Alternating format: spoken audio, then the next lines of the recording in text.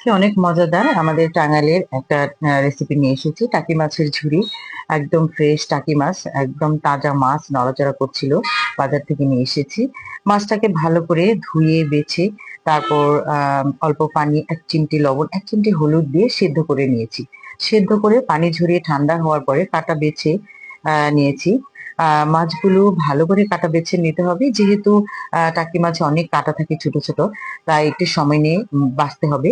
মাছ বেছে আমি হাত দিয়ে এটাকে চটকে নিয়েছি। অনেক সময় এটাকে পাটায় বেটেও করা হয়, তবে আমার কাছে হাত দিয়ে চটকে নিলে বেশি ভালো লাগে।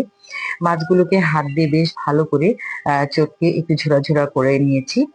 তারপর যথাক্রমে চুলাইতে কড়াই দিয়ে তেল, সয়াবিন তেলে এটা ভাজি, সয়াবিন তেল দিয়েছি। দিয়ে তারপর পেঁয়াজ কুচি, কাঁচামরিচ কুচি দিয়ে বেশ অনেক সময় ভাজা ভাজা করতে হয়। পেঁয়াজটা একটু বেশি দিলে মজা হয়।